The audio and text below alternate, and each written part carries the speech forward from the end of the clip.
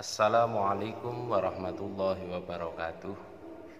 Alhamdulillah, alhamdulillahirabbil alamin wa bihi nasta'inu ala umuri dunya waddin wa ala alihi wa sahbihi ajma'in. Rabbi shrah li sadri wa yassir li amri wahlul 'uqdatam min lisani yafqahu qawli. Pertama, puji syukur kehadirat Allah Subhanahu wa taala. Pada kesempatan kali ini kita bisa berjumpa kembali dalam keadaan sehat walafiat walaupun masih dalam situasi COVID-19. Semoga tidak mengurangi ketaatan kita kepada Allah Subhanahu wa taala. Justru kita seharusnya semakin taat, semakin menengadahkan tangan kita seraya berdoa kepada Allah semoga wabah ini cepat berlalu di negara Indonesia. Sholawat salam selalu tercurah kepada junjungan kita Nabi Agung Muhammad sallallahu alaihi wasallam yang selalu kita harapkan syafaatnya kelak di yaumul qiyamah. Para santri kaum muslimin rahimakumullah. Al-Kisah Syekh Al-Imam Syakik Al-Balkhi niki suatu ketika membelikan buah tangan yang berupa semangka kepada istrinya. Kemudian istrinya pun membuka semangka tersebut, kemudian memakan buah tersebut, buah semangka tersebut. Tapi ternyata yang dipilih oleh Syekh Imam Syakik Al-Balkhi, semangka tersebut hambar, tidak ada rasanya, bahkan hampir busuk. Yang secara casing ini bagus, tapi ternyata di dalamnya ternyata tidak ada rasanya, hambar dan terkesan busuk. Kemudian istri Syekh Imam Syakik Al-Balkhi tersebut ini marah-marah kepada imam tersebut.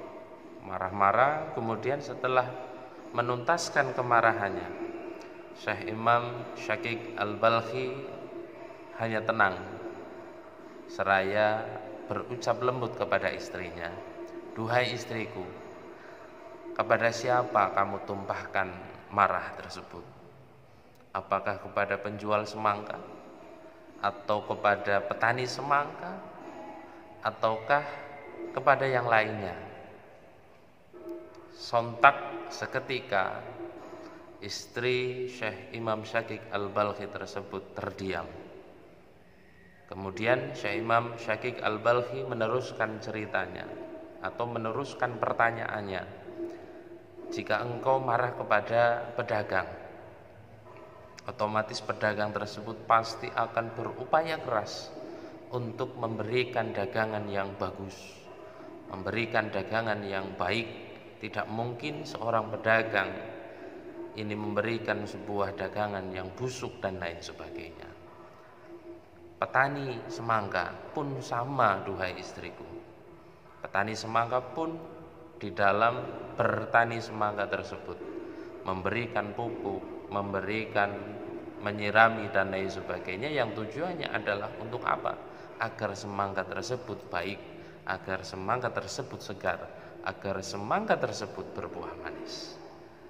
Lantas tidak ada selain itu. Ketika kamu marah-marah, ini otomatis kamu marah dengan yang membuat semangka tersebut, atau dengan yang membuat atau yang menciptakan petani tersebut, yang menciptakan pedagang tersebut.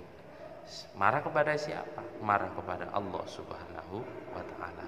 Padahal apa yang dikasih oleh Allah Subhanahu wa taala itu adalah yang terbaik dan yang paling baik. Bertakwalah duhai istriku. Ini kata Imam Syekh Imam Syakik Al-Balkhi. Bertakwalah duhai istriku. Terimalah apa yang dikehendaki oleh Allah Subhanahu wa taala. Niscaya jika engkau bisa seperti itu, engkau akan mendapatkan barokah. Kita, keluarga kita akan mendapatkan barokah dari Allah Subhanahu wa taala. Barokah di sini bukan harta yang melimpah, tapi barokah di sini adalah bagaimana harta tersebut bisa disalurkan ke hal-hal yang berjuang kepada Allah Subhanahu wa taala. Barokah adalah bertambahnya ketaatan kita kepada Allah Subhanahu wa taala. Mempunyai anak bisa menjadi barokah ketika anak tersebut bukan mempunyai sarjana, titel sarjana dan lain sebagainya, tapi mempunyai anak yang barokah sampai kita mati nanti. Dia atau anak kita selalu mendoakan kita dengan baik, dengan istiqomah. Kemudian mempunyai kendaraan yang barokah. Yang seperti apa? Mempunyai kendaraan yang barokah adalah bukan mahalnya kendaraan tersebut, tapi fungsi dari kendaraan tersebut untuk beribadah kepada Allah, untuk dibawa pengajian, untuk dibawa istighosah dan lain sebagainya. Ini insya Allah akan menjadi kendaraan yang barokah. Sebagai penutup, marilah kita tafakur, kita berpikir kepada hati kita, mengoreksi diri kita sendiri, bagaimana kita menyikapi pemberian dari Allah Subhanahu wa taala, baik itu pemberian yang baik atau pemberian yang belum baik atau pemberian yang pahit. Bagaimana kita bisa menyikapi dengan baik dan menerima pemberian tersebut dari Allah dengan lapang dada. Insya Allah dengan hal tersebut kita akan ditinggikan derajatnya oleh Allah, kita akan diberikan keberkahan yang luar biasa oleh Allah Subhanahu wa taala, dan kita akan menjadi orang yang istiqomah di dalam beribadah, dan nanti insya Allah semoga husnul khotimah. Amin amin ya Allah rabbal alamin. Demikian yang bisa saya sampaikan sekelumit cerita riwayat dari Syekh Imam Syakik Al-Balkhi. Semoga menjadi tauladan kita, menjadi motivasi kita di dalam ketaatan kita kepada Allah Subhanahu wa taala. Wallahul muwaffiq ila aqwamit thoriq. Assalamualaikum warahmatullahi